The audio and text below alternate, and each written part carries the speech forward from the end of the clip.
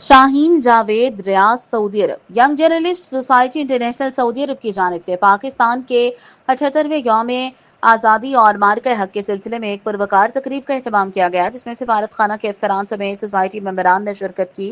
तकरीब से खताब करते हुए मारूफ कॉलम निगार मुबशिर अनवार का कहना था कि पाकिस्तान दो कौमी नजरिए की बदौलत इस्लाम के नाम पर वजूद में आया, जिसका मकसद इस्लाम की सरबुलंदी के अलावा पाकिस्तान को एक मुकम्मल फलाही रियासत बनाना था। पाकिस्तान एक ऐसे ख्वाब की ताबीर है जिसके हुसूल के लिए लाखों मुसलमानों ने जिदोजहद की और कुर्बानियां दी। इसकी तरक्की और खुशहाली के लिए ज़रूरी है कि हम सब मिलकर आगे बढ़ें, नफरतों को मिटाकर एक बेहतर मुस्तकबिल के लिए इज्तिमाई सोच को अपनाएं। तकरीब से खताब करते हुए इम्तियाज अहमद, वसीम खान, तस्नीम अमजद, शाहीन जावेद, बाबर खान और एम्बेसी अफसरान का अपने ख्यालात का इजहार करते हुए कहना था कि पाकिस्तान एक अजीम ममलिकत है।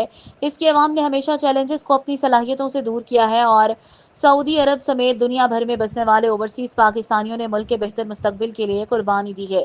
हमें कायदे आज़म मोहम्मद अली जिन्ना रहमतुल्लाह के अफकार के मुताबिक ईमान, इत्तेहाद और नज़्म के मुताबिक अमल पैरा होकर पाकिस्तान के लिए काम करना है, ताकि हम तरक्की याफ्ता ममालिक की सफ में खड़े हो सकें। प्रोग्राम के आखिर पर जश्न आज़ादी के हवाले से केक भी काटा गया।